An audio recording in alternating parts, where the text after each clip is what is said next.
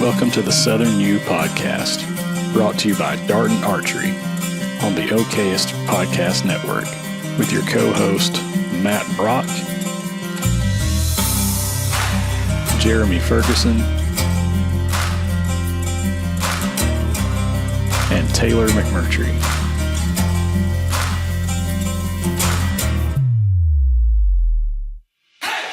If you're looking for all things land-related in the Southeast, you came to the right place. Whether it's real estate, habitat, wildlife, or just being outdoors, this is the place for you.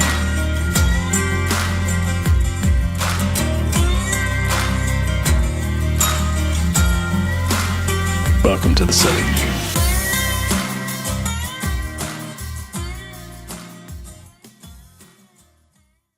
What's up, everybody? Welcome back to another episode of the Southern U Podcast. As Cody's phone, I don't know what's going on over there. The Leonard Carr Oh, is hey. calling me. Heck yeah. So if it's your first time checking out the podcast, we talk all things land related here in the Southeast. That could be real estate, it could be ag, timber, hunting, recreational property, real estate, all that good stuff. If it has to do with land, we'll talk about it.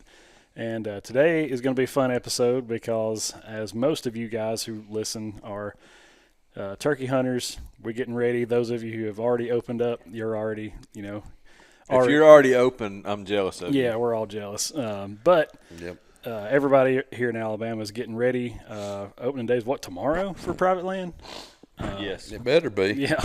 We're going, if it is or not. Yeah. We might be in We've trouble. waited I try my long best not enough. to break game laws, but Yeah, we might be in trouble. We're going to go. But anyways, I'm joined here always as I would press my button where we can get the official intro, but we may skip it today. Jeremy Ferguson, Tutland, Tutland Company and Wildlife Consulting Services. What's up, folks? What's up, man? And we back by popular demand. We got Uncle Corey, Yep. Mr. Cody Green. Uncle Corey. Somebody will have to explain that nickname because his name is Cody, Yeah. but yet he's called Uncle Corey. Well, Don't know why. there's in our older group of friends, I don't think any of us, but maybe a couple, go by their actual name.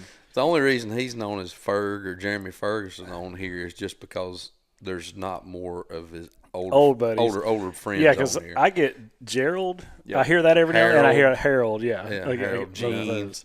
Yeah. Mean Dean, Yeah.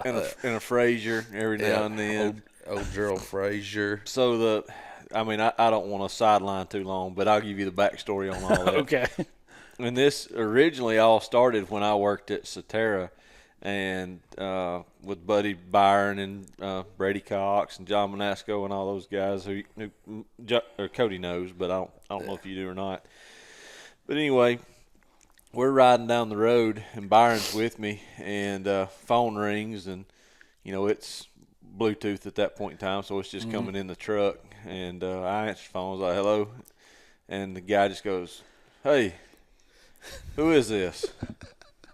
I'm like, okay. I said, well, you called me, but it's Jeremy Ferguson. Jeremy Ferguson. He said, who? And I say it again, Jeremy Ferguson. He said, I don't think I called you. And I'm like, yeah, we're on the phone. You called me. I sure didn't in call fact, you. Didn't call me. And he goes, and who are you with? And I said, Cetera. He said, oh, Sequoia. Yeah. Okay. I got it now. I know who I'm talking to. And so that was the start. It couldn't have been 2 or 3 weeks later. A lady calls in and just keeps calling one of our force techs, Jared McCarley. And finally he answers the phone, and just straight out the gate, not, hey, how you doing? Because we can all kind of hear sitting around the office together. And she just goes, hey, you that fella that's got them cats for sale? And so we still call him Cat Peddler to this day. And rocking along, I don't know, a few weeks later, we all get our business credit cards in the mail. And Byron's says Brian. Brady's says Brandy. And of course, mine was right because my name's spelled weird. And so everybody looks at it and just gets it right. So And then to top it all off, Backfired. You topped that off real topped good. it off. And to top it all off, when Mary and I got married, when they introduced us, it was Mr. and Mrs. Frazier. So okay. there's just this long line of everybody not going by their name, and it has just stuck till today. Yeah, it's funny that you, Cody, brought up the whole, like, the only reason you've got this name is because a bunch of your older guys are not in here. Yeah. Because in school, I was always T-Mac. Like, because Right. people can't spell McMurtry. So whatever, just do that. So every now and then, one of my, like, high school buddies will say that. And somebody that I've met after school, it's like, who's that? Who are they talking to? Yeah, You know, exactly. talking to me. So Yeah, I've had a ton of nicknames through the years, but my college roommate, his I'm really proud of this one, though, because I gave him the name and it actually stuck. Yeah. Like, sometimes you There's call, no better feeling. Yeah, like you call somebody something and it just fizzles out. But his nickname is Squirrel, and that stuck from 7th grade. Like, he's still Squirrel today. That's awesome. Yeah. So, It's yeah. great. Ones that stick that longer, that's pretty solid there. Yeah. yeah, because You essentially just renamed a human being. Yeah, I mean, like, Might as well. he's a gamer too, so he would stay up all hours of the night playing games on, like, PC. And our landlord in college would come, once a month, and when he would get off work in the afternoon, usually it was like, 5 o'clock, 4:30, something like that. Well, he'd show up and want checks, for rent, and we would always have to go and like wake Squirrel up because he was up all night gaming. He's still asleep.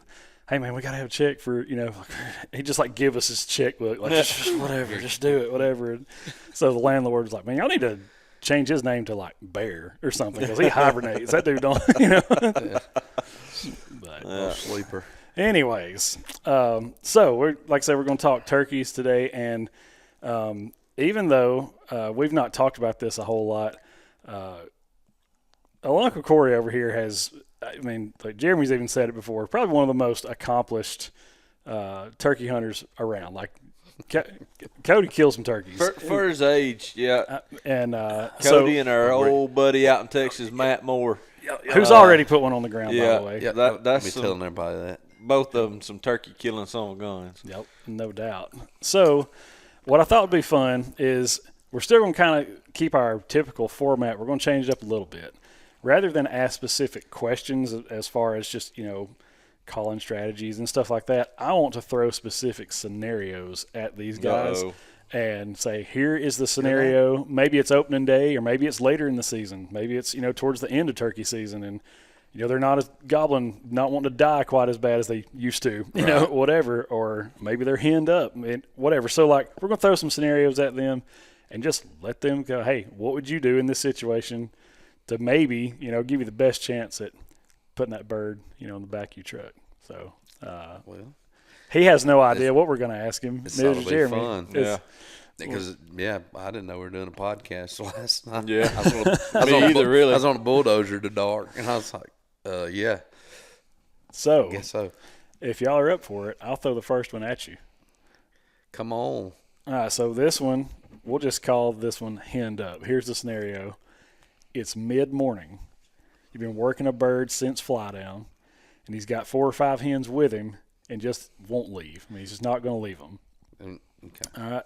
They're feeding away slowly. Like I'm assuming in this scenario you actually have eyes on them, I guess, or you might just be able to hear them. You got to tell us All right. here.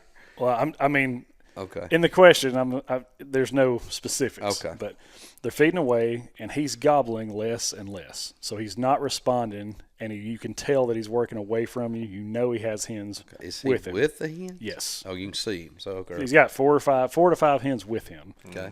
You're calling. He does respond. It's just not as time goes on, he responds less and less, and he's getting farther and farther away. Yeah. Here's the question. So how do you adjust? Do you stay aggressive? Are you doubling down on your calling, or are you going to try to back out and circle around? And you can feel like they're working away from you, so are you going to try to make a big loop and cut them off? Or do you just completely reset and just come back later? Okay. Oh, man. I'm going to answer that real quick. I know what I'd do. It So. depends. There we go. Classic. It does depend. Southern you exclusive. That- It that depends. just- That's just where it It depends. Yeah. Well, my typical answer, if he has been responsive, and he's with some birds, I've still got eyes on. My typical standpoint where I'm going to lean is probably sit back and just wait him out a little bit, because he's either going to service those hens or already has, and when he's done with that, he knows where you are. Mm-hmm. He's going to come looking. Chances are anyway. Right. Yeah. I'm probably going to play it safe and sit back and give it a couple of hours. Now, if it's game hadn't changed in a couple of hours, then I may, readjust. Well, and again, I know this wasn't in this question, but very important variable here is I know you can hunt all day, in Alabama, and in other states you can't. It stops at whatever noon, or like I know Illinois, You I can think hunt is all day on private land. yeah, and yes. that's public it only. land, yeah. right. So can't- I know. I think in Illinois, it doesn't matter whether it's public or private, you still can't hunt past Right. noon or 1 o'clock or something like that. Right. So I know there's those factors too. So if it's mid morning and crap, I can't hunt but 2 more hours. Or Well, whatever. if it's mid-morning, let's say 10 o'clock. Yeah. That's kind of late morning almost. And he's still with hens. Yeah. I'm not going to say that your chances of killing that turkey are none, because they're not. Mm-hmm. But if you can't, like Jeremy said, give that turkey some time. If he's got that many hens with him, I'm probably going to look for another bird, or if I'm in a place where obviously I can go back and hunt again, I'll find out what he's doing, and I'll go back and kill him the next day. I'm not going to pressure him to, and that's a thing that, I mean, the majority of your turkey hunters out there, your everyday turkey hunter, that is the biggest mistake they make. Trust me, I did it when I was young. I am a turkey hunter of consequence because I've learned from all the mistakes I made from the time I was 7 years old. You can't kill that bird, but the worst thing you can do, like everybody else, is just pressuring him, keeping aggravating that turkey. A turkey can tell really fast, especially ones that are pressured a little bit. He don't know that you're a human. He just knows that whatever that is going on over there is not something that I see all the time. It's not natural. So that everybody, like, he smelled a rat. It don't take a lot for one to go. That ain't if right. that hen's hung in a fence or something over there that keeps squawking at me, so I don't want to go over there and have nothing to do with it. Yeah. Well, and it's something we need to do another episode on with somebody like Leonard or Eddie, but turkeys are talking to each other when they're making calls. Yeah. And that's something that I think some people glaze over, is each one of those noises they're making means something to them. Right. And you kind of have to understand what you're saying to that bird. And when you're saying the wrong thing at the wrong time, look, I'm no Tom Turkey, but something tells me they can figure those things out. I got a couple of things I would throw at him that I can't demonstrate on here unless, maybe I might see it later in a video if we in fact get some turkey hunting done. But if that don't work, I'm done. I'm not gonna, because I've got a few things. It was like, what's the top secret deal? Every bird different. I got a few things that I will personally try, that I've tried through the years, and something, everybody's like, you can try fighting purr. That's pretty common. I would try that to see how he reacted. But as far as like being some kind of magical turkey caller or something, there's maybe 3 things in my bag that I would try as far as calling goes, or something that you could do to try to pull that bird back. And if he don't respond to that, the best thing you can do is just hush and leave him alone. Yeah. And another thing, of course, we talk, a lot about deer and turkey and everything else. It's a lot easier if you know the property as well. Oh, yeah, sure. So if it's a public land bird and it's just all for naught, then some people are just going to pressure him and just see if they can kill him, and then move somewhere else. But if it's a place that you're going to hunt time and time again, and you understand and know the lay of the land, then maybe you make a different move that you wouldn't make another time, or vice versa. Yeah, and this is the kind of like shooting from the hip style we got going here. You'd said, now, if I got Onyx, or if I've got knowledge of it, the turkey hunting is.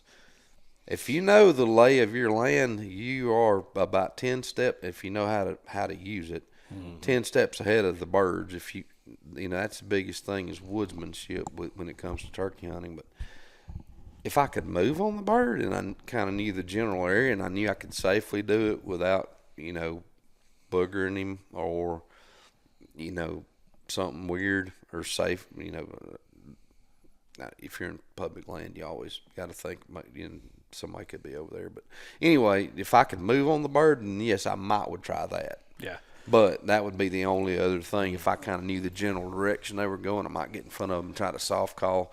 That could completely change it could change the whole game for you. But just from a calling standpoint is what I was thinking earlier. Yeah, well, like I've had a scenario like this before where like you get drawn for an SOA or like public land, like you said, and like, hey, I don't get to hunt tomorrow. My time's up. Yeah. I mean, I'm gonna go throw everything at them because I got nothing to lose. But at the same time, that might not be the right call. It might not work. But now, if I'm still, 8 years ago, still living in Texas, and I get to hunt 3 or 4 days in Alabama, and he's going away from me, and hey, I got to go back to Texas tomorrow. I'm gonna get around that bird and kill it if I can. I'll be more aggressive in certain circumstances. Last day of season or something like that. You got to do what you got to do. It really don't matter. But if I'm just every day out on a tract of land I got leased or whatever, that's the best thing to do is don't pressure your birds, because I know several guys I've talked to last week been listening, and some have been youth hunting, and they're like, man, look, I've been hooting at them, and you got half of them already calling me on the phone. They're like, man, they're just blowing the leaves off the trees, and the other guys are like, we saw 4 or 5 gobblers, but we ain't heard nothing, but we've been blowing the crap out of a crow call. And I'm like, the first thing you're probably doing wrong is you're probably doing too much. Calm down is the best thing I could tell you. I mean, like we went out and sat on a place that we were working on the other evening, and we had some video of that big fire. I mean, we didn't do anything until kind of the last little bit of gobbling they were doing on limb at fly up, and Cody could hoot and they'd gobble. But I mean, we just sat there 15 minutes right at fly up, and had 7 or 8 birds gobbling, and we didn't have to do anything. They didn't know we were in the world. Those are fairly unpressured birds. They are, and they. Well, you say that, and there's public land pretty close. Well, but they know where to stay. Yeah, yeah, they can get out of it. And that's funny you brought up the kind of the silent bird, because that's the second scenario I've got here. So we'll jump to this one. So you strike a bird off the roost, but once he hits the ground, he goes completely silent. No gobbles, no drumming, nothing. But like you absolutely know that he is in an area, or in that area.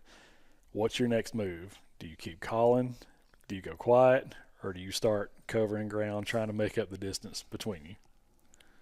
I may be a little bit different than some folks, but if he ain't gonna gobble, I don't. They piss me off. I don't of course they do. Yeah. I don't want to mess with them, because it gets kind of aggravating, because the fun part is messing with the bird, hearing him gobble, talking back and forth. That's the fun part. And if they're not going to play the game, then it's not the same game. Now, I mean, don't get me wrong. If I know how to kill him, yeah, I'll go kill him. But I don't. From a turkey hunter standpoint, I'm not going to say I've never done it, but the older I've got, the less I am willing to deer hunt a turkey, and just sit on him and just wait. Gerald likes to be in the action. Yeah, I don't mind being patient and waiting on a bird. Yes, you do. I do sometimes, yeah. But I'm not just going to go sit on a plot and wait for him to walk in the plot and shoot him. I can't do it. All right, let's say this: we're on public land, which I hunt, and I've been treated. That's kind of one of my jams. So,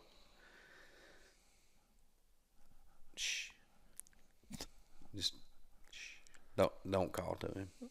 If that bird's been answering you and he's hot on a limb and he flies down and he gets quiet, you better. And I've been, obviously I've hunted a lot of years, and I'll be with guys and we'll kill a turkey or we won't, whatever. Man, you called a lot and you just burning the woods up, And I'm like, well, turkey hunting is about, when you've been doing it a long time, it's like a feeling. Yeah. You can feel it.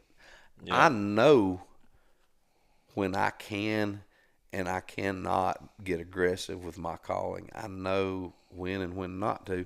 And that's something, unfortunately, you cannot teach that. You just got to learn it by mistakes. Yes, and I run into I say kids now, 17, 18-year-old, the younger guys out there, and I can tell real fast if one's worth his salt or not, because he'll just start talking, and he'll be like, man, I've been going, and I listen to what these turkeys are doing, and I didn't kill him, but boy, I learned something, and they taught me that I should not do that, and my late cousin, I get my mom's first cousin, Johnny Kelly, rest his soul.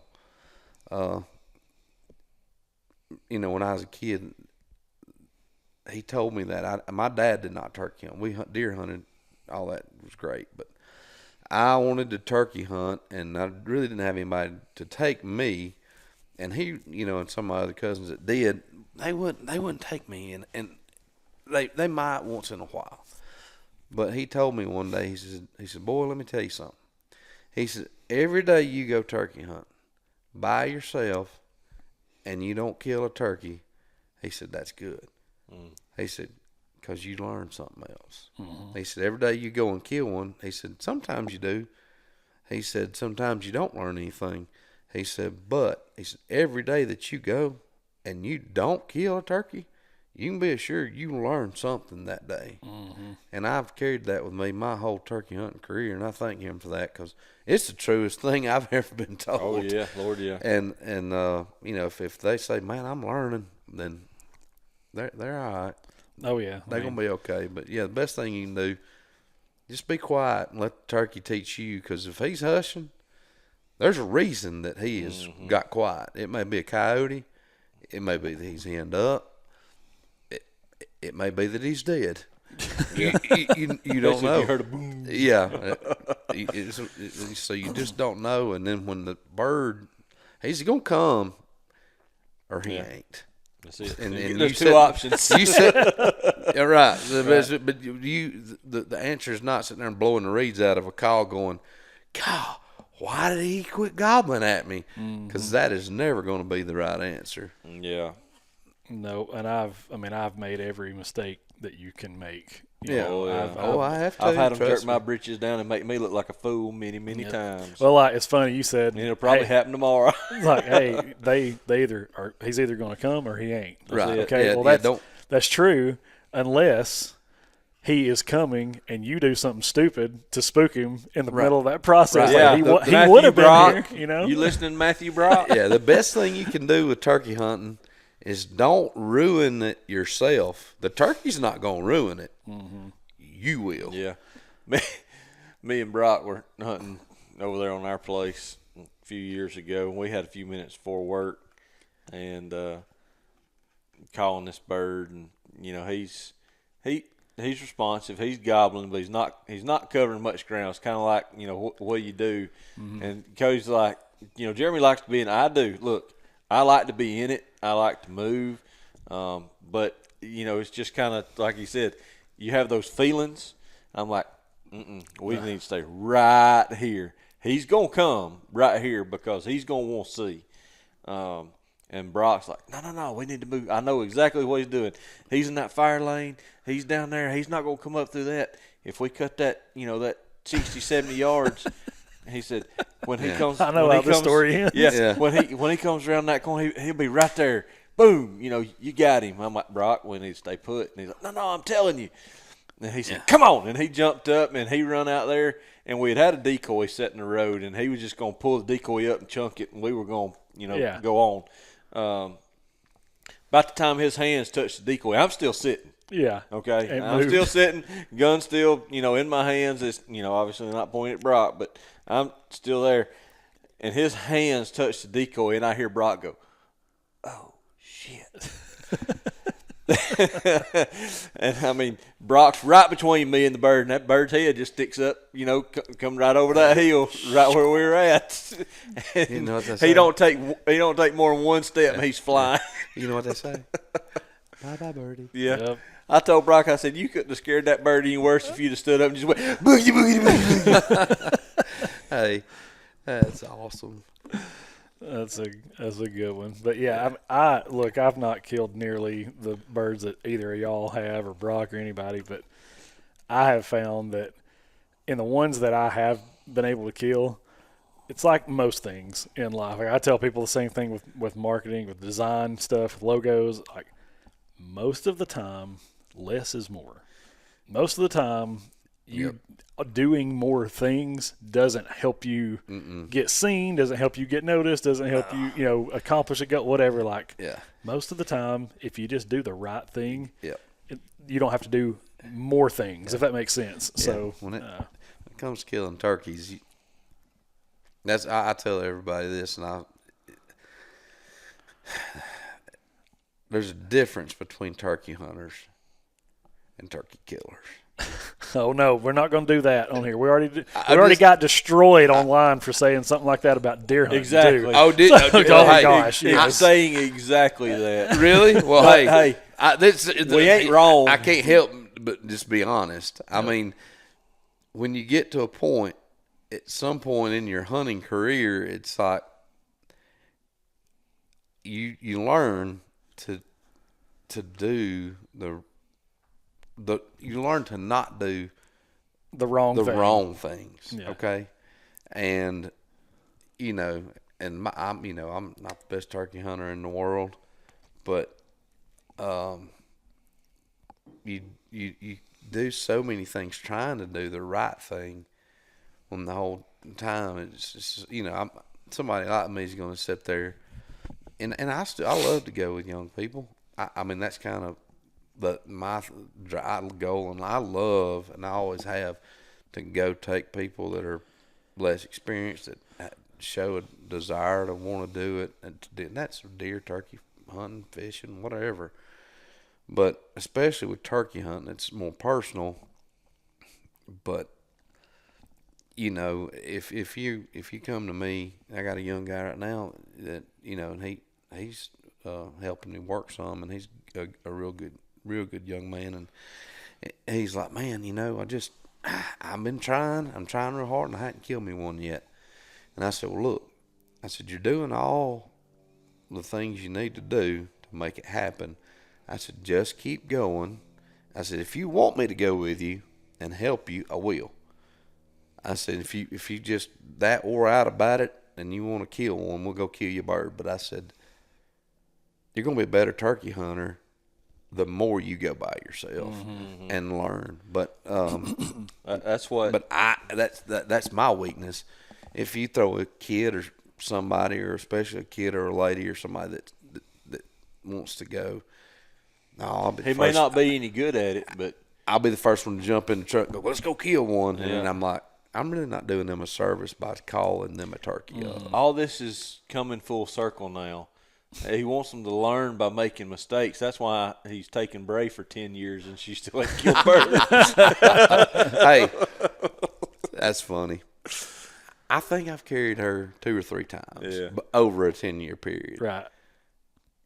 And she needs to kill a turkey. She does. We're going to make it happen. I don't this year. think about it. She needs to get in the truck and go tomorrow. That's what she needs to do. She's probably burning something like the rest I of us. don't know. I hadn't even thought about asking her about going turkey hunting. Well, like I've say it about Something tells me Zach's going to be getting into it now that he's hunting a little more than he used to. He's bloodthirsty. Yeah. I say it all the time though about bow hunting. You know, it's just because of the distance factor. Mm-hmm. They got to be close. You can do everything right, and it still doesn't work out absolutely. sometimes. 100%. And turkey hunting's the same way. You can do everything that you can possibly do. You don't overcall. You don't overpressure. You don't move around. Don't do anything stupid. Yeah. And it's just. And sometimes it just don't work. Like it's, look, you know what I mean? Hey, I'm telling you, I consider myself a turkey killer, okay, because I don't hunt as nearly as much as I get used to. I mean, and I guess that comes with getting old and fat. But It does.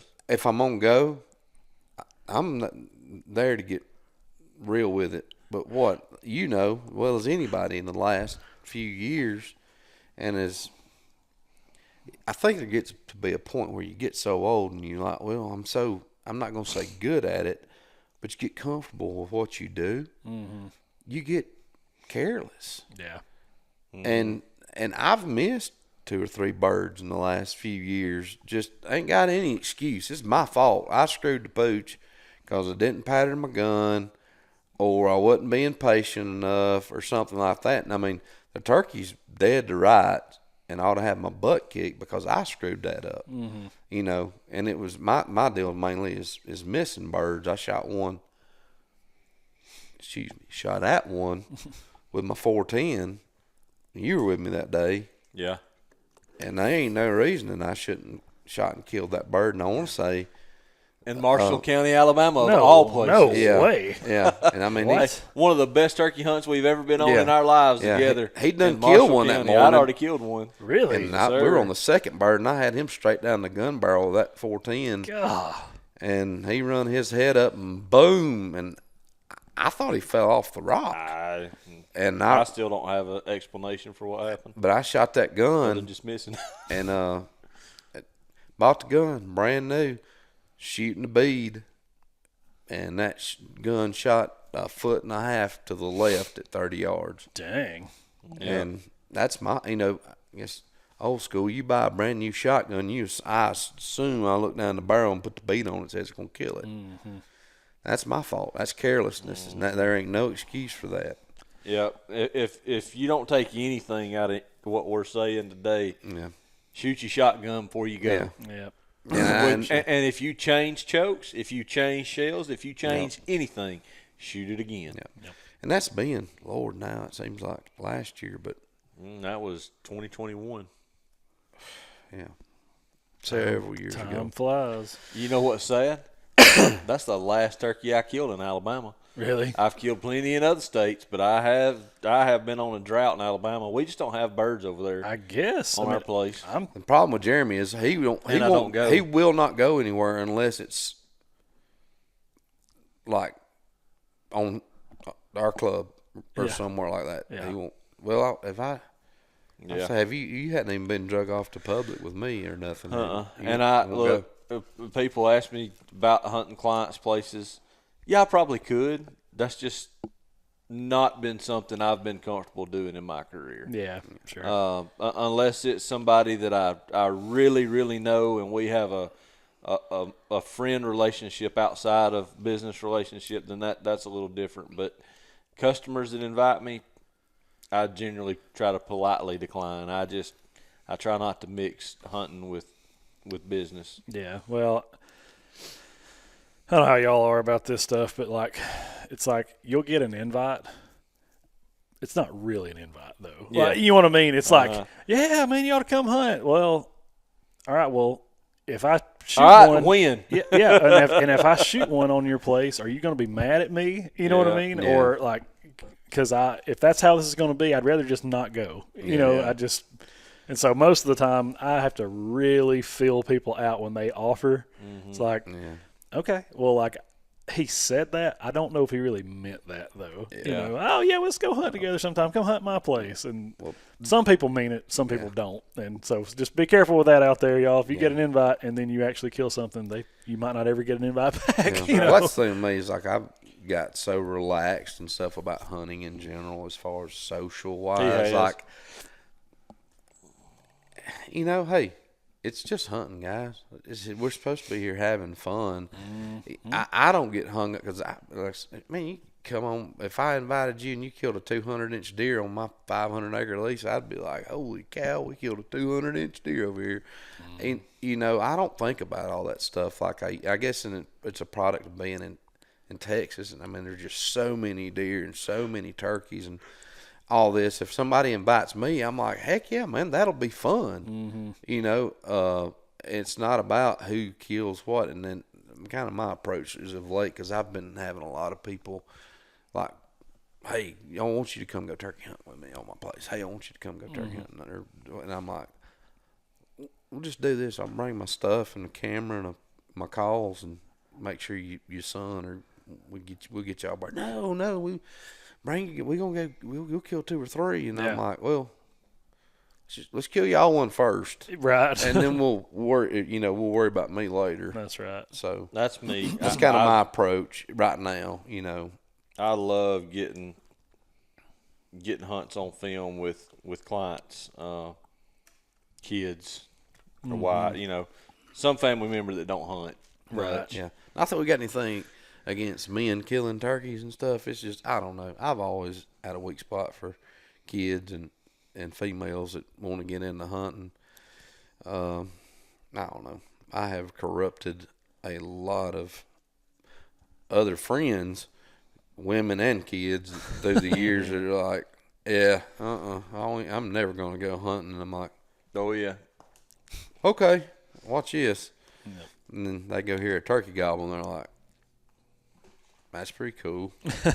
Yeah. You just got to get them out there. Like, I really think that my oldest, I think he would like to turkey hunt, because the first time, I mean, I can remember the first time I was ever in the woods right as daylight's breaking and one just cuts loose, like, your hair just stands up on your arms, like, oh, look, my gosh, you know. I still get the same feeling when I hear one gobble as I did the first one. Yep. When that quits, I'll quit. Yeah. Yep. But I mean, everybody sees that little the picture or little meme or whatever, Chris Pratt, when he turns around smiling like that. That's how I feel every time I hear one gobble. I just want to go, oh, yeah.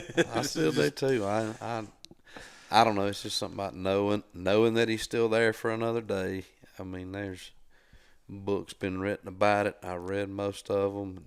I encourage all y'all to read about it. I seen.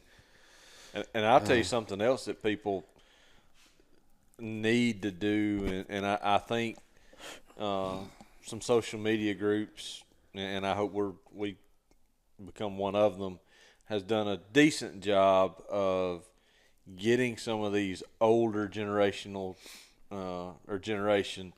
turkey hunters and get them on and get them with kids and share what they know and how they learned it. Like I told my nephew that's eat up with turkey as about anybody as I know, I told Kobe, I said, look, you need to just go down to Talladega and sit with Mr. Leonard for a day. Just spend a day. And just listen to him talk about turkeys and turkey hunting. Just be a sponge. I said, I promise you, when you leave without picking up a call or anything else, you're going to be a better turkey hunter. Yeah. Mm-hmm. Yeah. And we're missing out of some of these older generations talking. And, you know, things have just changed. We've gotten into a new wave of how we hunt. Yeah, and I think we all, especially guys our age and older, and we can all be real quick to be critical of this younger generation and the influence that social media and YouTube and stuff is having on them. And I see the negative sides of it. I see the negative side to turkey hunting in general, on how it can be perceived, but I also see a lot of positives. Oh yeah, man.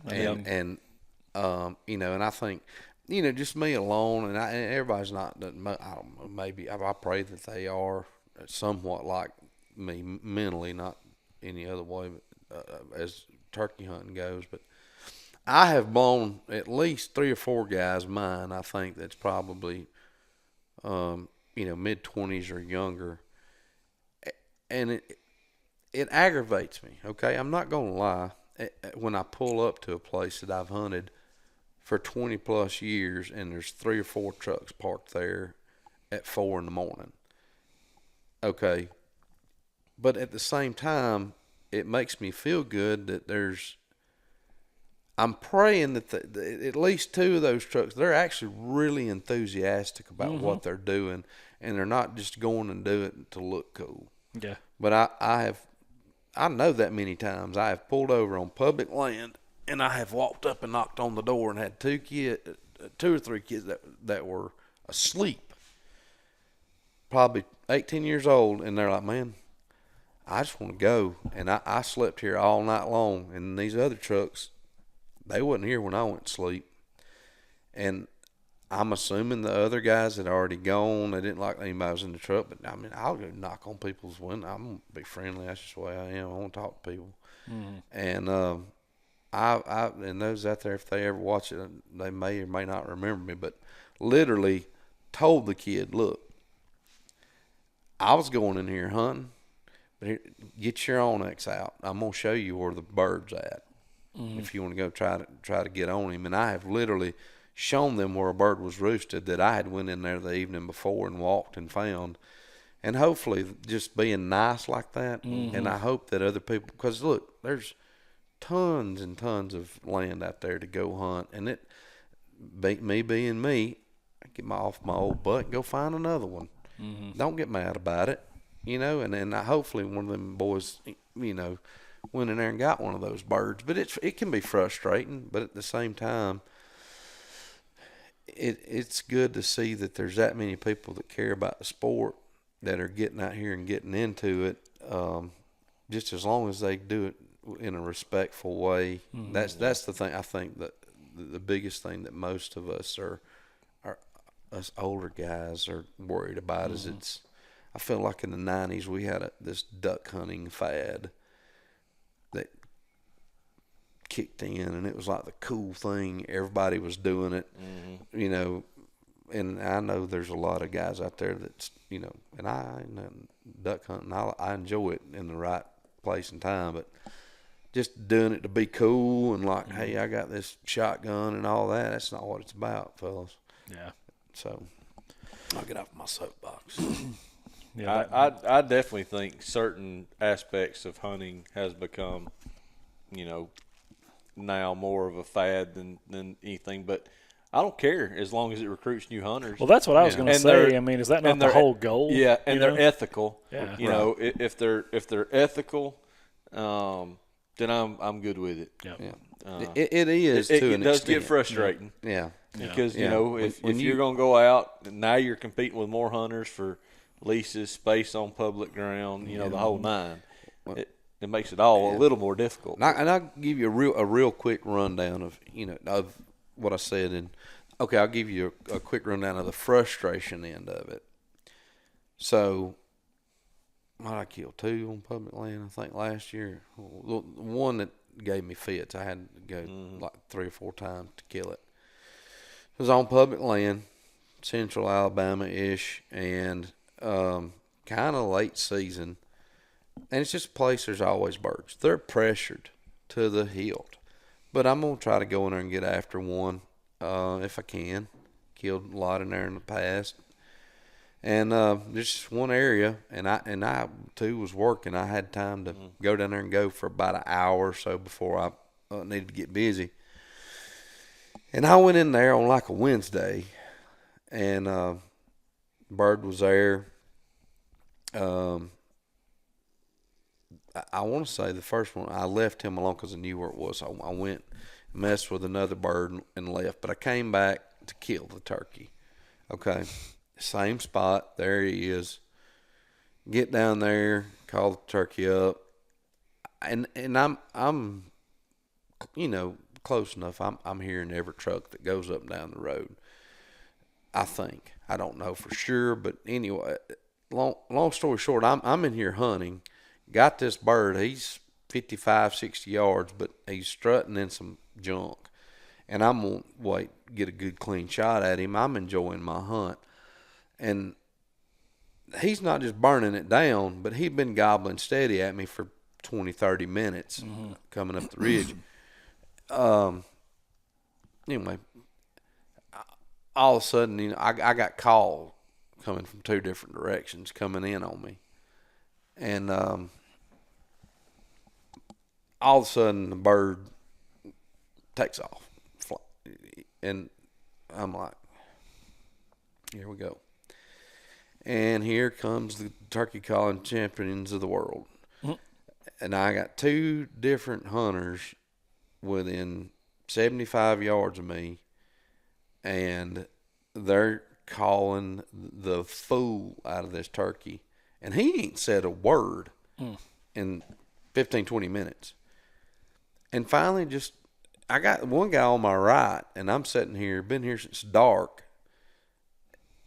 and he's still calling, and then the other two just go, what in the bleep hell happened, dude?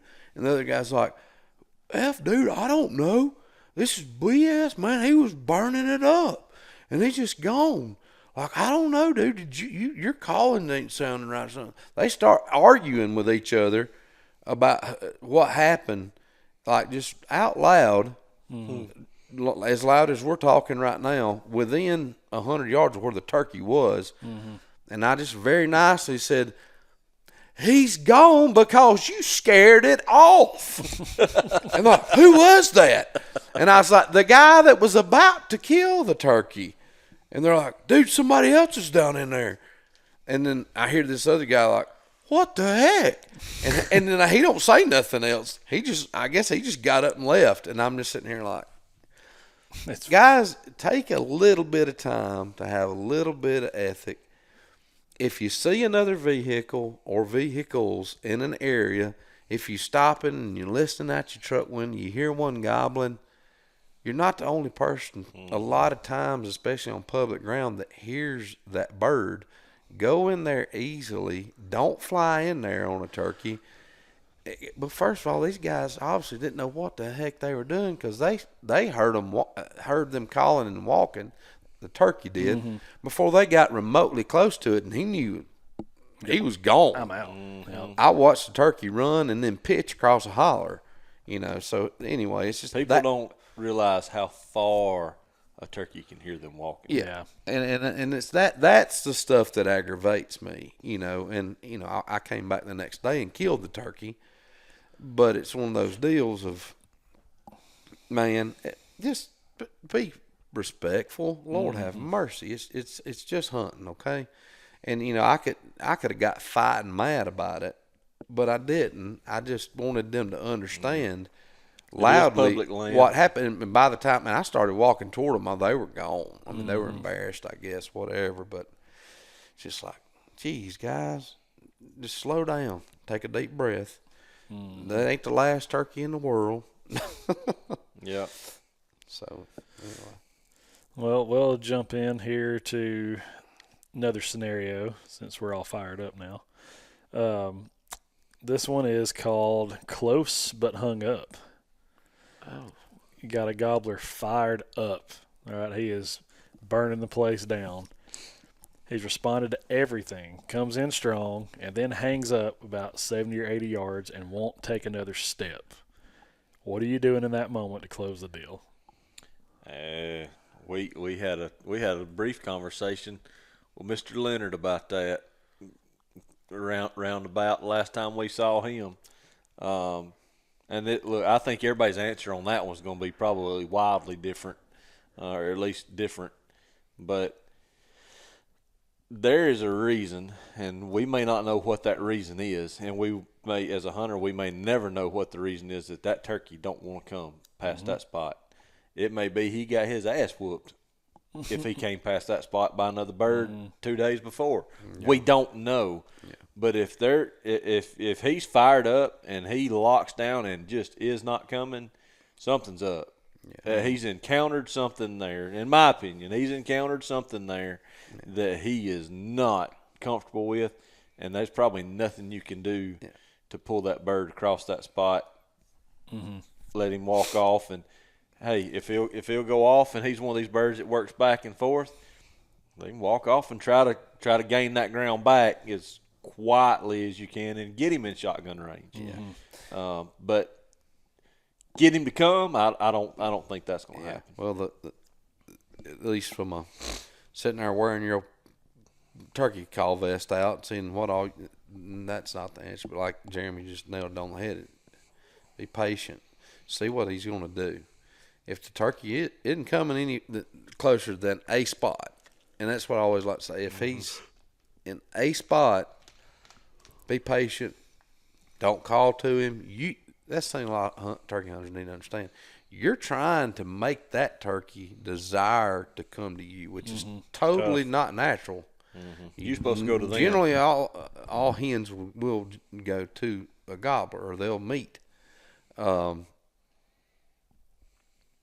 If you leave him alone and get him desiring to want to know where you were or are or where you went, you have a higher chance of that bird leaving and coming if you just give him silent treatment. And that's my opinion.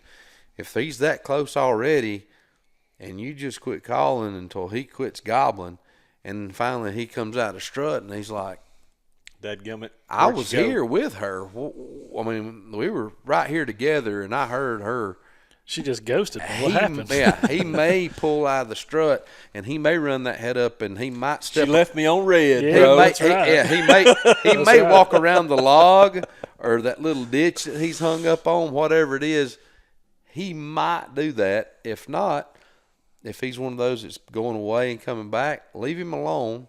Let him get away from you safely, if you can. Reposition. Move up. I like to try to move laterally. I don't like to move toward a bird because you never know. I don't care how good you are. Sometimes it is hard to gauge exactly, unless he's like, I've had that happen a lot. Like, he's a big mover. I call them big movers. He's going way out yonder, and then he's coming back and moving around, and a lot of them will do that. But if he's one of these mountain birds, a big move might be 20 yards, and he's coming back and just other side of a nod. Yeah. I mean, if you're in big woods and flatland, he may go 100 yards and come back or whatever. But moving toward one, that is another huge, if not one of the biggest mistake people make, is getting too close and too close too fast. Just like the guys I just talked about a minute ago.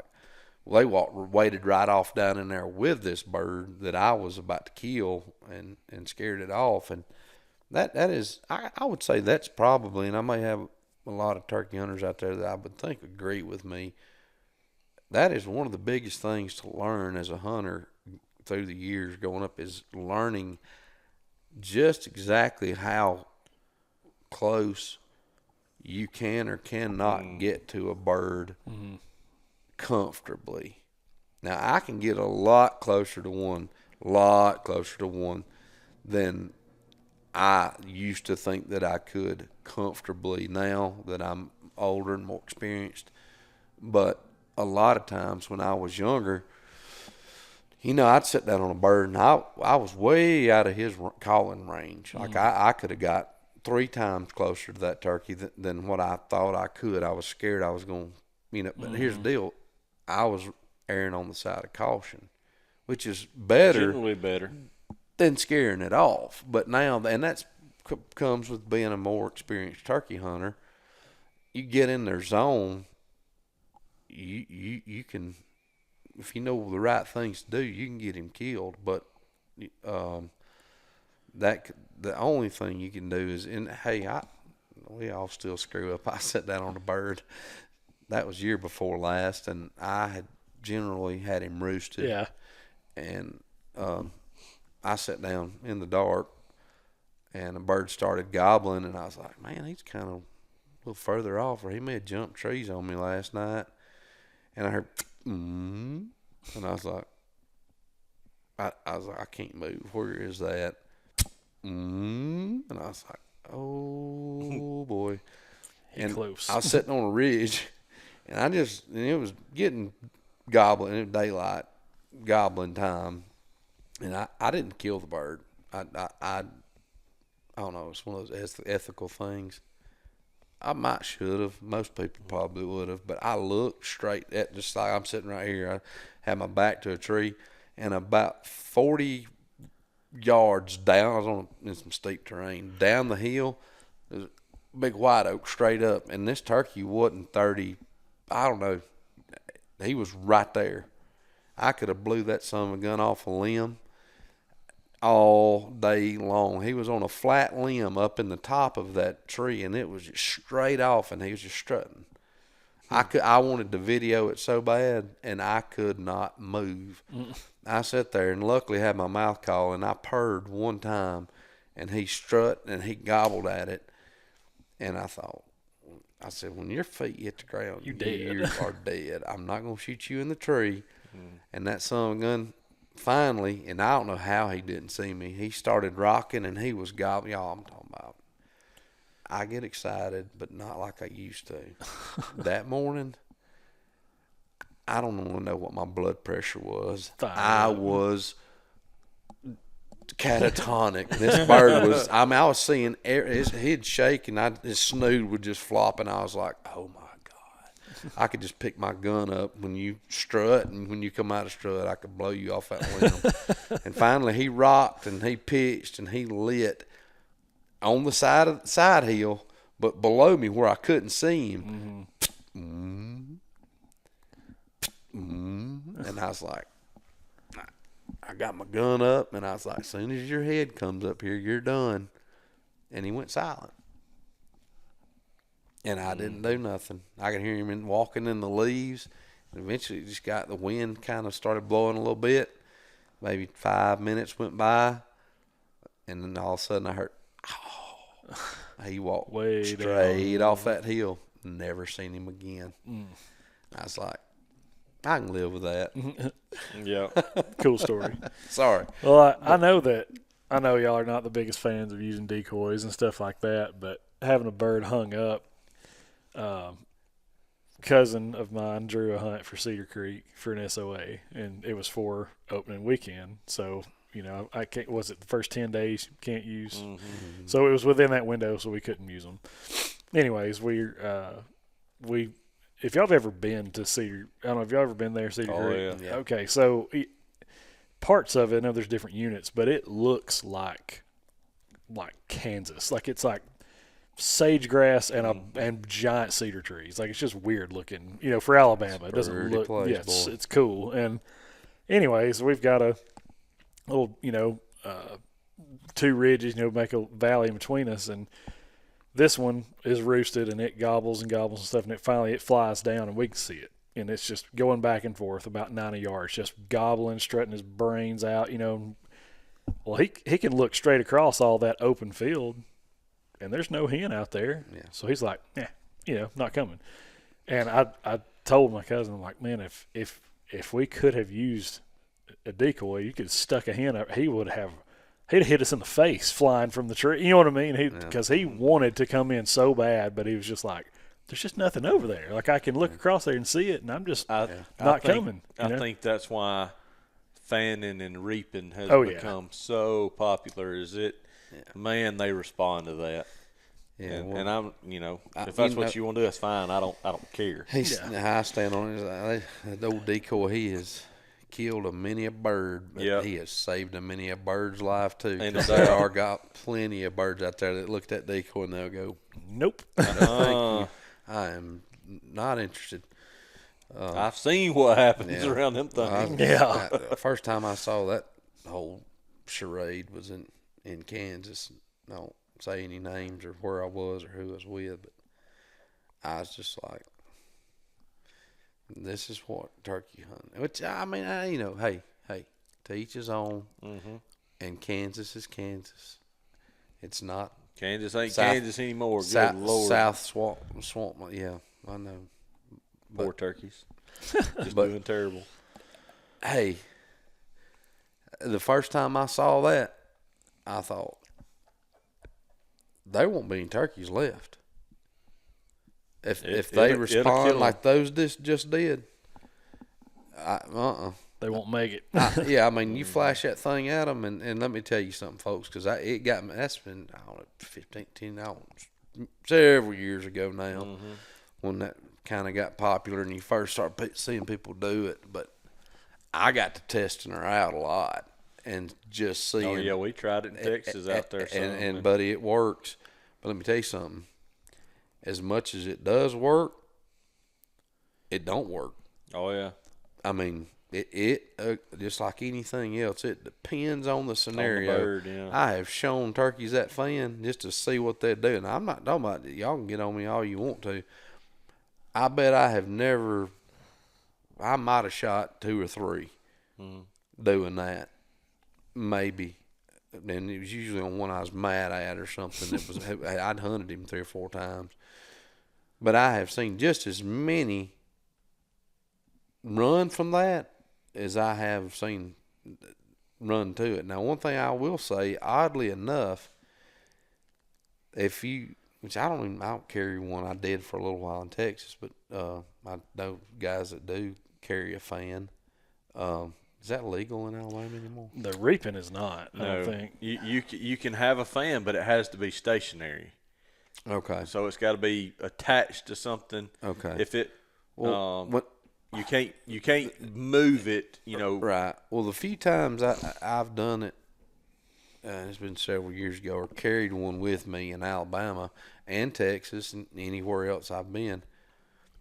If you get birds in close and you got a fan laying there, and I have like if you can get your hand on it and they're getting nervous and you just really slow put that up, I will say calm them down. 9 out of 10 times it calms them down. Mm-hmm. Yeah. And that's the one thing I have found. I used one a lot taking Colby when he was a kid.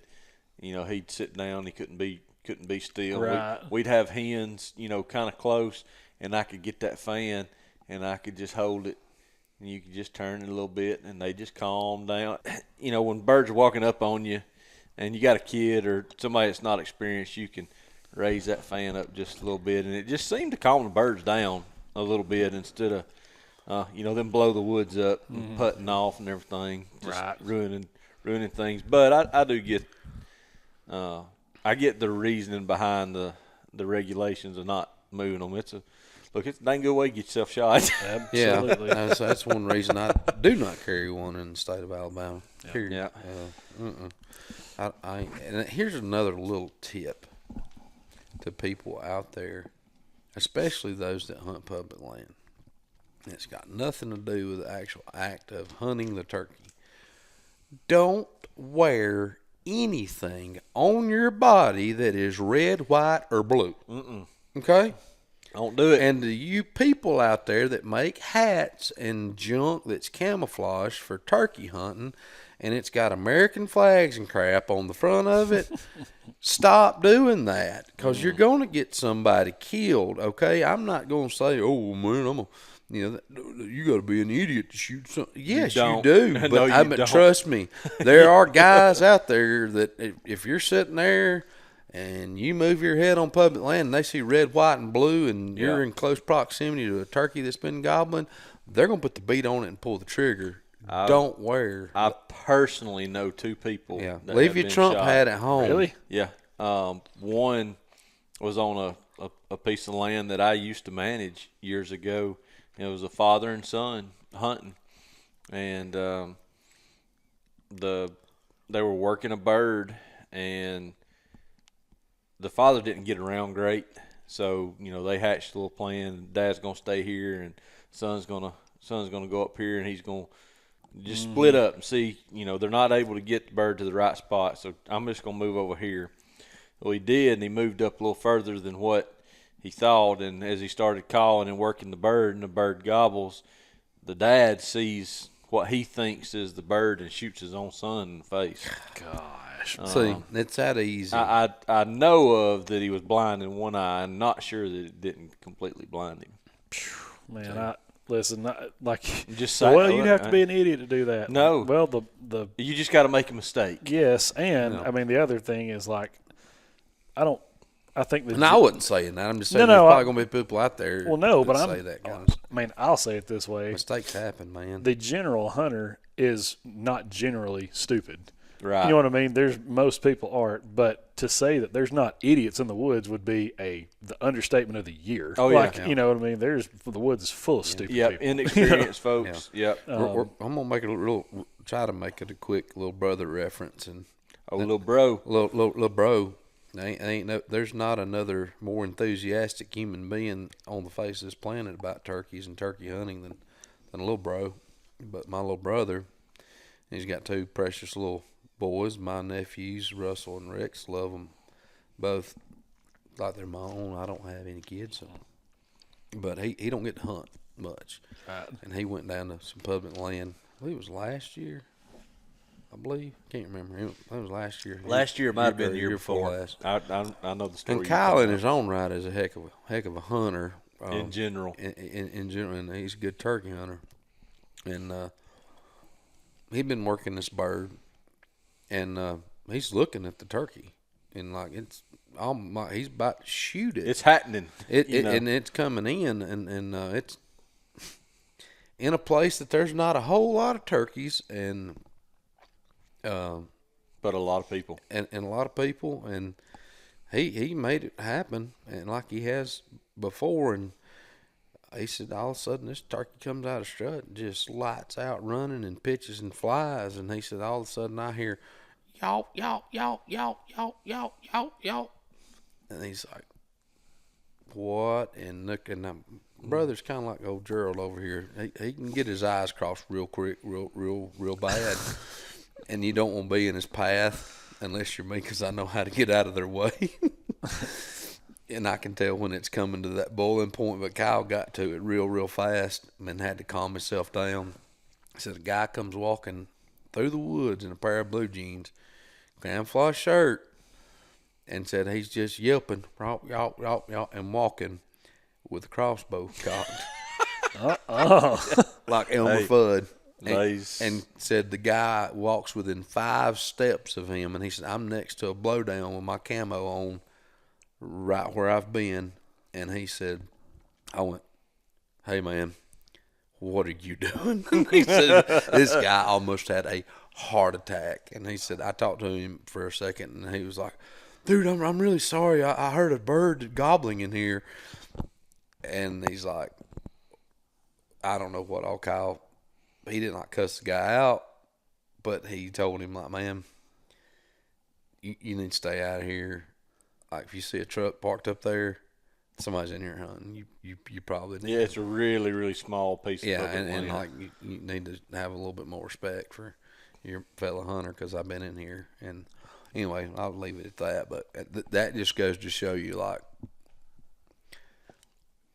if you're doing that, number one, you probably are a fairly inexperienced hunter. I'd say you're probably a really inexperienced turkey hunter. Mm-hmm. Yeah, you're not gonna just walk up on one in blue jeans with a crossbow, and unless you get really, really lucky. Right. So anyway, we'll leave that one there. Well, speaking of some public land, you guys know this. That is not what this podcast is about. We don't talk public land because there's a lot of hunting podcasts, which we're also not just a hunting podcast, but a lot of those guys out there that are doing that is their main focus, and they're really good at it, and that's kind of their bread and butter. That's not us, all right? But I will throw you guys a scenario on for a public land hunter, just maybe satisfy some of you guys that do that a lot. Public land pressure, all right? You're on public land opening weekend. You hear multiple hunters calling at the same general area as a gobbling bird that you're working. The question is, do you compete with them? Do you back out entirely? Or do you try to outmaneuver both the hunters and the bird? You want me to answer that? It just depends. Well, so A lot of times you can let them run it to you. there is that very, very, very good chance. So you're on public land. You hear several other hunters working the same bird. Mm-hmm. If I've been there and they came in on me and they're not posing a threat of danger, I won't say I seen old Pinhody Dave, as we like to call him. Had a scenario on one of his videos like that. I just hush. Yeah. Let all that take place. Hey, if they kill the bird, good for them. If they don't, and I don't have somewhere I got to be or whatever, when they leave, if they don't run that bird off, I kill him. If they're really aggravating me, it's a lot of me or you, whomever the hunter might be. How it affects you. It's like, and I do that. If I can back out and go somewhere else, I might do that. And then I might come back a few hours later or whatever, and I might ease in there and make a little soft call, see if he answers me after those guys have got fed up or got their butt whooped or whatever. But that's kind of the way I approach it. It depends on the scenario, but if I can sit there and be quiet and let them get their, scaring bird education over with, then I'll let them do what they got to do, and then I'll continue. But hey, it's fun sometimes to just sit there, and I have had that happen. Old boy roll in there, boom, haul him on home with him. Hey, get her done, whatever. Yeah. But it's one of those things. Like at some point, you don't get mad about it anymore. It's just, it's public land. As the guy said, it's public land, man. Hey, have at it. Yeah. Oh, it's hilarious. This is not a public land scenario. It was on private, but you know how it is. Like, especially to start the season, it's like I just can't wait to hear the very first gobble. Like I can't hear it fast enough. And whatever. Maybe it's like you never know with opening day in Alabama. It may be 80 degrees or it may be cold. You just don't know. And maybe they gobble a lot. Maybe they don't at all. And I was hunting with my dad a couple of years ago, and it was on his birthday. It's usually opening day for turkeys and stuff. So, anyways, we're hunting and I hadn't heard anything all morning. It gets to be about 8:30, maybe 9 o'clock, and we've worked on down this ridge. And we know, because it's private, it's several hundred yards away, but we know that there is a food plot. Like I said, it's probably 500 or 600 yards from where we're at. So I call a little bit, and way off in the distance, you hear one. Oh, I'm like, oh man, here we go, finally, and then we're just listening. I kind of, like I said, I try to do less, so I'm trying not to call a ton. Well, I call again. And about 10 seconds after I get through calling, pow, you can hear him at the same spot. And I'm like, oh man, here we go, man. Yeah. So we're like standing up to like make our move to get a little bit closer. Boo! Oh crap! Yeah. Somebody was on that plot and got him. So I was like, hey, whatever, man. More power to you. Had that happen a lot of times. Yeah. Oh yeah. Hey, I mean that's. And that's a lot of people don't understand turkey biology and stuff. And they're, oh, man, that's the only bird we had. And it's like, nah. Probably not. Come back in a few days. Yeah. Yeah, no. Well, unless we're talking about the bird I heard the other day. That's the only one. Just don't tell where it was. Which one? The one I text y'all about. Lord, I don't remember, Jeremy. We got so many texts and stuff going, but... Yeah, man, I have the one place they ain't birds. Yeah, I have. Yeah, okay. I read you now. Yeah, I've got a little MRI on that situation, and I think they're more there than you think there are. No, there's a few. They always have been, Yeah. but they just But they have a hard time that making was it a in long time ago in junior college when we've Yeah. had that conversation, that lady, and I was like, you've lost your mind. There's not turkeys right there.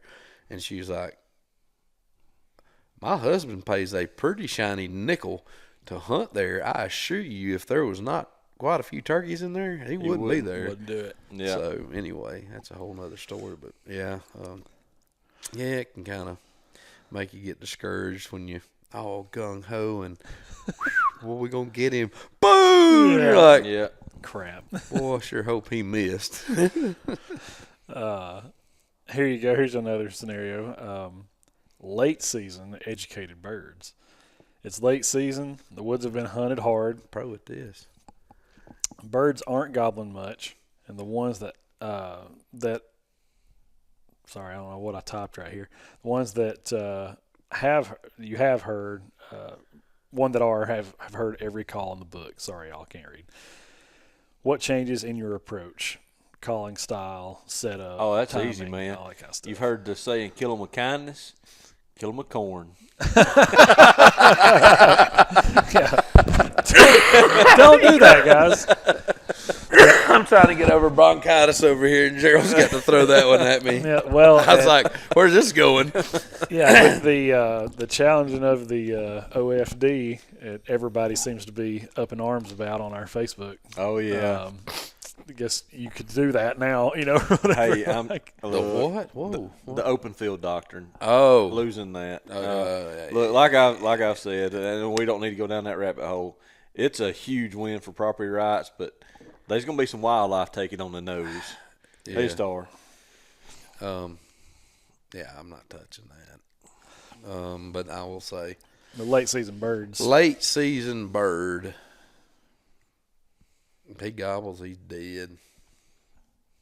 I sound arrogant. Maybe I am, but they don't. Maybe a little. They don't. Man, they don't. Late season birds that are gobbling are in the mood. Yeah, if he's still gobbling late season, and he's been. I'm not trying to sound arrogant. I'm really not. I mean, it's like. Yeah, he's making a mistake If already. he's just opening his gobbling mouth. and he's been messed with, like you said, I'm taking they've been hunted hard. full-hearted here. The scenario he gave me, if he's hunted hard, he is just wore out, and he's gobbling. He is wanting to be killed. Yeah, that's the day. People talk about they're wanting to die. Yep. That's those days. And I didn't mean anything like that. Anybody No. knows me personally, I'm humble as they come. I mean, those are the easiest turkeys to kill, in my opinion. Well, I mean, like, if you remember one of the earlier episodes that we ever did with Paul Campbell at NWTF, he talked about it. It was like, you know, when they want to die, you almost can't help from killing them because they want to die. Yeah. And so it's like, on one hand, this stuff can be really easy. Right. Oh, But yeah. then there's the rest of the time where it's right. not. Well, I mean, You know I what guess Like, that's going to come off on the video, but like as complete overconfidence or arrogance. But no, I'm being serious. Like that, in my opinion, my lifelong turkey hunting experience, those are the easiest turkeys to kill. If he that late in the season and he's gobbling, generally he shouldn't be that hard to kill. Yeah. I mean, and look, you can still mess it up. he's done seen it all. You can't go in there and be dumb about it generally. But if he's gobbling and he's hot and it's May, you know, It's like the week finals are over and all the bars is open, buddy. Most of your hens are nesting. You know, he's looking for love.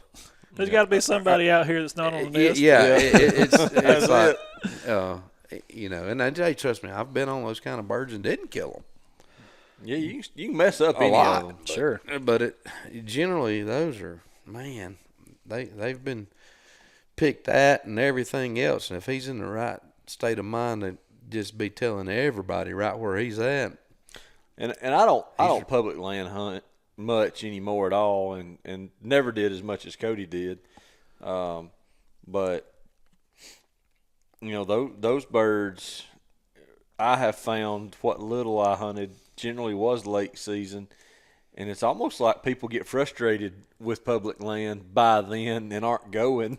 And you can catch it less crowded with a hot bird. Don't tell everybody that. Well, But yeah, I mean, that is kind of, it's not public land. It's hunting in general, especially turkey hunting, people, it's hunting season. You know, me and Jeremy, we're excited. You're excited. It's tomorrow's turkey season. It's like the first day of deer season. Well, that's Christmas morning, man. 2 weeks in, I've got 14 ticks off of me, and you know, like I walked 800 miles, and it's just like 86 degrees that start hit. You know, it's because we're starting later every year now. It's like, man, you know what? I can go sit under the bridge this Saturday in the shade and not catch any fish. Snatch some crappie out and the river. at least try to catch fish and not be so doggone hot. You know, it's just like, or in my case, you know, people know me, like, set that boat in the ocean. I'm going to go catch me a wahoo or something. I'd a whole lot rather be doing that than getting eaten by ticks. And a lot of other guys are the same way. It's like, man, how all I can stand to this. So late season can be productive. I got you one last one here. We'll have to wrap it up relatively quick. This one we'll call the wrong direction bird. Oh, that sounds interesting. You strike a gobbler midday. He answers you immediately. Bang. But he's clearly moving away from you while gobbling. Like, you can tell he is going in the opposite direction of you. Question is, do you chase him, do you try to get ahead of him, or you just sit tight and hope that he circles back? And you said midday? Mm-hmm. And he just hammers right off, but he's going but from he's you. going away. You can tell he's not coming to you. He's working his way. And I guess in this scenario, you don't know if he has hens or not. You probably boogered him a little bit if that's happening, but I'd try to get around in front of him more than likely. I could. I wouldn't call to him no more. Yeah. I can tell you what not to do. Yeah. Don't just follow right up behind him. Taylor's like, I'm asking you personally because I did this. Yeah. I really know. Yeah. Like, I think I've told this on the podcast before, but we had a small lease in Jackson County, and it had about altogether probably between 80 acres and 100 acres of cornfields, you know, in the center of the property. The day before, I killed a bird just off of a food plot. So I go back the next day, and I have one gobbling, and it's there. The cornfield is not flat. It's not crazy, but it's just got just a little bit of a rise in it, and then levels off. Well, I'm on the downhill side of that rise, and I can hear this. You know, I'll call, he gobbles. I call, he gobbles, and I'm like, again, trying not to call much, but I'm trying to figure out where he's at because he's not getting closer to me. It sounds like he's just staying in the same spot. And so, again, like y'all were talking about using maps and knowing the property and stuff. Well, I know, like where I think he is, it would be really easy for me to circle around and get behind him because there's plenty of woods. You know, I can make a huge loop and get around him and see on top of that, you know, hill and get a plan together. So it had rained the day before, so that cut cornfield's just mud. You know, it's nasty. So this goes on for the better part of half an hour. You know, I'm trying to be as minimal with the calling as I can. He's going, but every time I do it, he answers every time, and I'm like, gosh, man, he's got to have hens with him because he's not coming any closer. Airstrike. Yes, like what's about to happen? You know, so I'm like, all right. If he's in the woods, then I can circle around him easy. If he's in the middle of this cornfield and I can't see him, you know what I mean, or whatever, then I don't know how I'm going to kill him. So I'm just trying to run through every scenario in my head. So this is what I decided to do. Which, by the way, needless to say, this is the wrong thing to do. Don't ever do this, but learn from my mistakes. I didn't want to go dragging my shotgun through all that mud. Because all I wanted to see is if he's in this field. If he's in the field, then I know what I'm going to do. I already know where this is going. Yes. So, who's made that mistake? This I bet no. I honestly, and that guy. I bet no one has ever made this mistake. Honestly. Oh no. So I don't bring the gun with me. And I belly crawl up there to this rise, and in my head, I'm thinking he's going to be about 80 yards away from me, just outside the woods and inside that field. And I'm like, so I belly crawl up, and I'm talking about, like, I get the brim of my hat and my eyeballs up above that rise like this, and he's 20 yards. Yeah, he's there. Right there, looking right at me. And I'm like, oh, my gosh. So I just back down, turn around, and I start to crawl back down the hill, Well, you are talking about, like, sometimes those turkey fans or a decoy can just send them the opposite direction. Yeah. This thing chases me, comes at me, and he's with hens or whatever. Yeah. And so he's chasing me, and I'm like, I wish I could have had this on video because it was hilarious. But I'm crawling through this muddy cornfield as fast as I can get, back to my gun.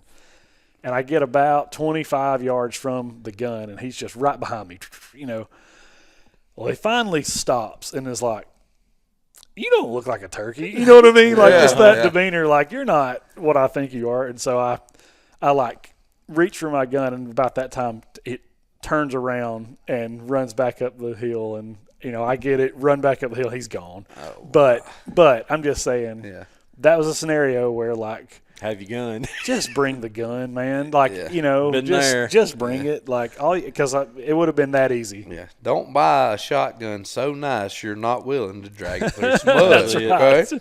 And this one ain't nice, by the way. This one is. That's not. And buy one that works if you drag it through mud. Buy one that goes bang. Yeah. And by the way, you Benelli shooters out there, check your chamber. Make sure that joker's closed. I've heard a couple of them go click in the last couple of years after being toted around and bounced around. Yeah, man.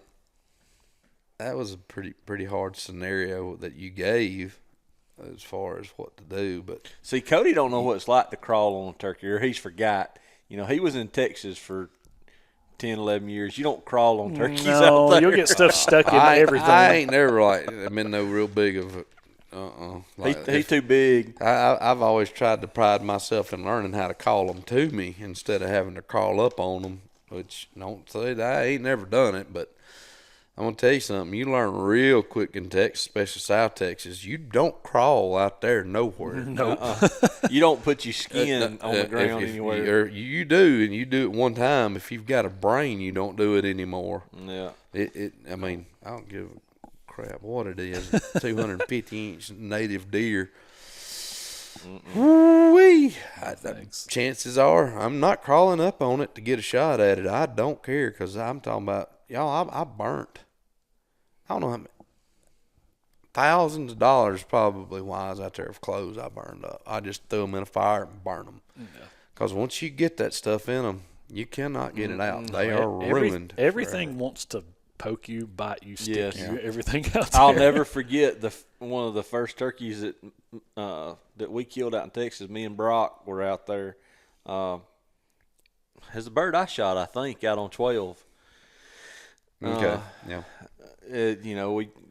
We're all together, me and Matt and Cody, and I think we got it on. We did get it on film. Cody got it somewhere, but I kill a turkey and Matt jumps up and we're gonna do the high five, the whole thing, and he just pecker plants a prickly pear, and you can see all the prickly pear thorns just like stuck to him, and when he tries to back away, it pulls with him, and you're like, ooh. That's a Southern U exclusive term right there, pecker plant. Yeah, Hopedale pecker plant. He did. Yeah. I mean, it couldn't have hit him any better right there. But best I remember, it was 3 or 4 months, and he had one of the last barbs come out of his thigh while we were at work one day. Yeah, that is that stuff is for real. I've heard, I don't know if this is how true this is. Y'all have more experience in Texas, but I know they say that a lot of people in South Texas don't eat like the shanks of deer because there's so many thorns and junk like that in there. Dude, like it blew my mind when we skinned deer out there. Cody's like, y'all need to see this.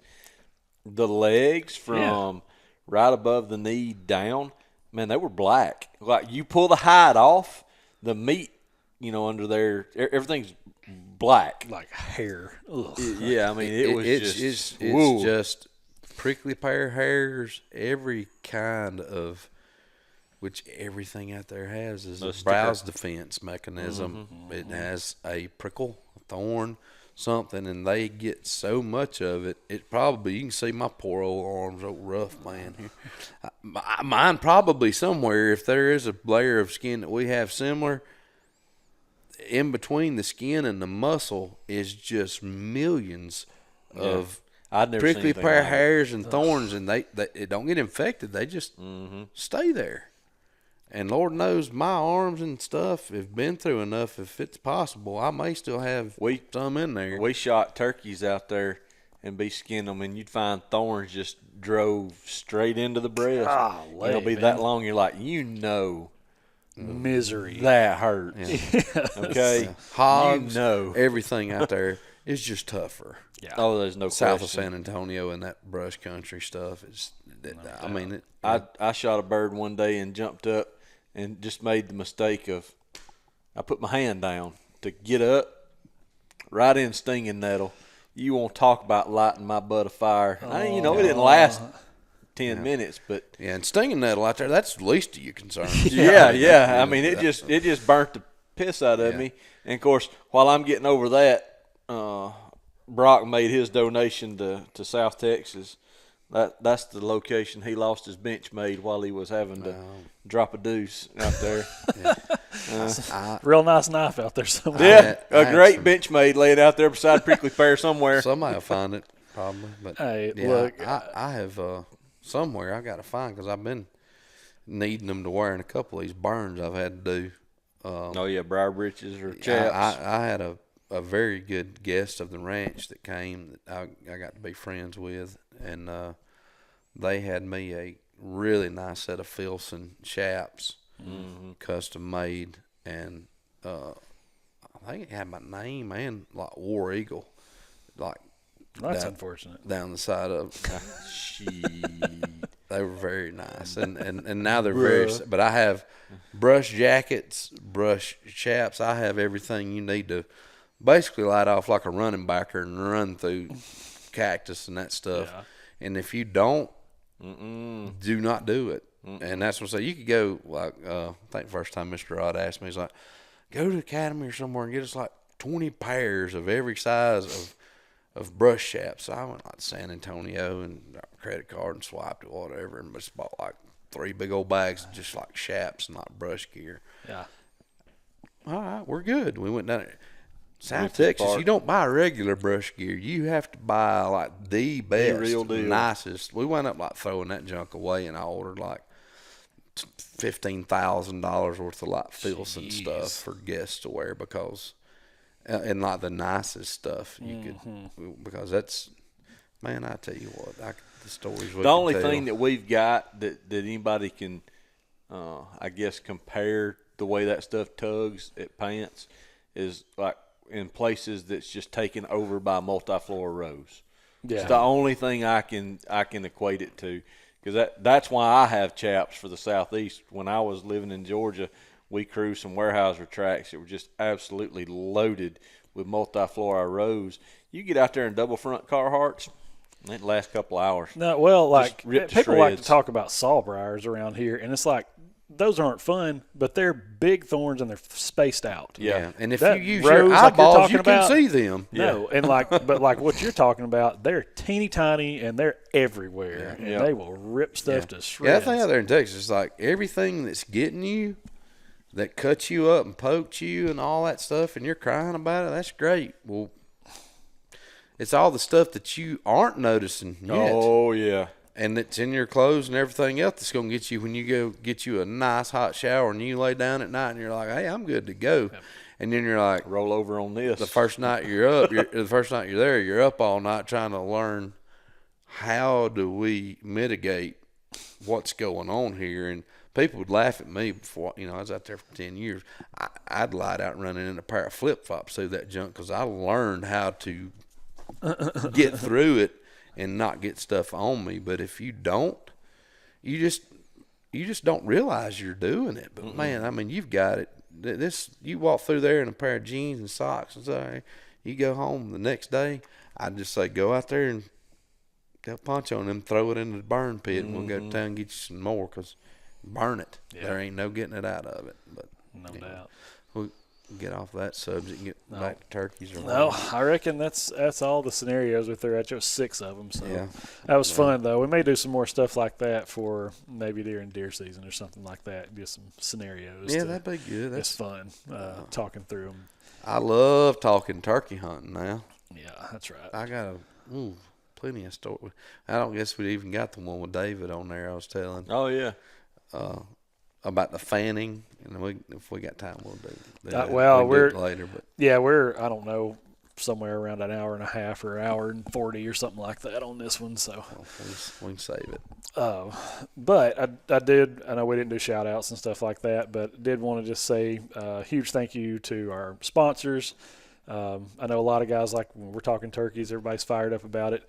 This is also getting the early parts of 3D competitive archery season, which is ASA, IBO, all that good stuff, NFAA, all the field archery stuff like that. And don't worry, I don't shoot anymore. Yeah, there you go. Y'all go get you a darting. Man, I'm telling you, go check them out. That new we don't have the Tri-Tex in our hand yet, but hopefully we'll have those pretty soon. But obviously we're big on them, and Randy's been great to us. They just continue to kind of push the envelope on the innovation and tuning features and kind of stuff that's built in, so that you're not having to get aftermarket things to help make your bow more accurate or make the arrow flight better.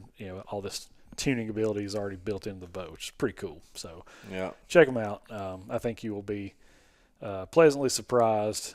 I would take that Sequel 33, the ST2 that I've got, and I would put it up against any bow of any manufacturer in the world. Like, it's just, the thing just shoots. Like, it's a stable platform.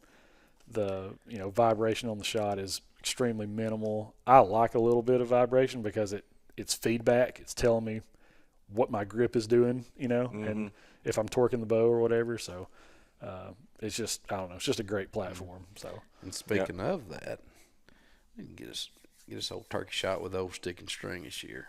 Yeah, we can make it happen. All right, I would lose my mind. We need to do our little property spotlight too. It's true. Yeah. I was going to ask you if you had one for Tut. We do, and hey, this one's mine. Hey, there we go. Right. It's a good one. Yeah, so it's a new listing. It's in St. Clair County, Alabama. It's 126 acres. We call it the Holland Acres Tract. Got a nice little building. I think both of you went down and helped me do a little cleanup, and Taylor did the video and pictures. Got a really nice 36 by 40 building, roll-up doors. Primarily storage building. It's got the wildlife. It's got it, buddy. Golly, speaking of turkeys, it's got old Big Boy hanging out up there. I've been getting pictures of him. Plenty of deer, great area. You better hide. Yeah, power, water, septic, the whole nine. So nice. If you guys are looking for a hunting track or looking for a track that also has some home site possibilities, give me a shout, or you can find it at tutland.com.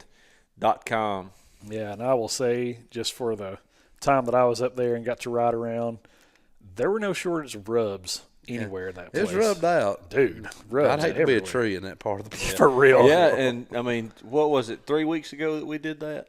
Something like that, probably. And then we heard a turkey gobbling while we were there. Yep. So Can't beat one. that. Yeah. We saw one. Oh, and got pictures of him too. Yep. Saw He's a man. a man. Had an absolute rope on him. Yeah, like He got him some hooks too. I'd be scared of him in a fist fight. Yeah, we got some good pictures of him up there on that knob. That's right. So yeah, make sure to check it out, tutland.com. Also, shameless plug for the Habitat Network. Those of you who may have not seen the launch, we tried to get it out there. Seemed like all of us were sick at the same time. So it's like during launch day, we were all like trying to just stay alive. And all just absolutely slammed with work. Yes. And that hasn't changed. No, it hasn't. But I'm tired of working. But yeah, Habitat Network is basically the best way to explain it is it's a network of habitat professionals that consist of drone pilots, burn practitioners, foresters, and wildlife biologists. And we're developing that network that will span across the whole Southeast. So the idea is that you can hop on that website. If you pay for an annual membership, there's a lot of perks that come along with that, but it's $45 membership. Get you for the whole year. You'll have access to all of these professionals. You can look up to see who's in your area. And for most places, there's more than one biologist. There's more than one drone guy, whatever. So you have some choices for availability, and different people offer different things and that sort of stuff. So just a way for us to link landowners in the South up with vetted, credential carrying. Yeah, these are not fly-by-night operations. These These are vetted. I have talked to them. I've seen work samples. I've talked to customers, clients of theirs, and guys, look, it's on me to vet all these folks. That's kind of my responsibility in the business, and we're slammed. I'm trying to get to them, but we are adding new people every week. I think as of now, we've just about got somebody in every state that's either already signed up and available on the site or in the process of getting all that complete. Yes, and that's the only thing I was going to say is if you're a professional and you think that maybe this is something you want to pursue, there's a way for you to apply at the habitatnetwork.com. Check out that application. If you're a landowner looking for professional help, maybe you get on there and you say, hey, I don't see anybody in my area. Just be patient. Like, we are adding people, like Jeremy said, every week there are professionals being added to that network. We're expanding that. So there may not be somebody there today. There could be tomorrow. So just be patient with us. We're building this thing out and trying to do it the right way. But along with your membership, you're going to get access to a private Facebook group where all the professionals will be, as well as other members. You can ask questions. You can post pictures. You can do whatever you guys want to discuss habitat-related stuff in that network or in that Facebook group. And you can also get access to a monthly live stream with some of our professionals. You can actually hop on Riverside and ask your questions to them, and they'll answer them in real time. We record all that, and then we post the video in that Facebook group so that the members can view that at a later date if they want to. If they want to check it out later, they can. So, and it's not meant to take the place of hiring a consultant, but let me tell you something. For $45 a year, I promise you can ask one question of these professionals and pay for that $45 listen, a year. If it pay was for it multiple times. If it was just a question about what herbicide to spray over your food plot, it could save you from smoking your whole food plot or something. Which is hundreds of dollars. Yes. So literally, I don't know that you'll be hard pressed to find a better value in that. So we're also working on some seminars and events that'll be available to you guys too, and you can attend those. Gear discounts to come. Yep. We have a lot of work to do with that, but just a lot of things have to be in place to get that just right for you guys. That's right. So check it out. And then obviously if you have just general questions, whatever, I mean, this is the podcast like it always has been. Shoot us questions. We love hearing from you guys. We love talking with you. Even if you send us hate stuff, we don't care about that either. Send it on. Bring it. That's the fun part. We're big boys. We have tough skin. Sometimes I hate what I do myself, so it's like we can hate them. Get together. That's right. So I'm sure we'll have some more turkey content coming up for you guys really soon. And if these guys will just hopefully go shoot tomorrow. one in the face tomorrow, then we'll have that. I got to remember my camera. That's right. Yeah, I didn't bring his today. That's why I'm doing the same. I'm going to try to do my part. I got a brand new GoPro.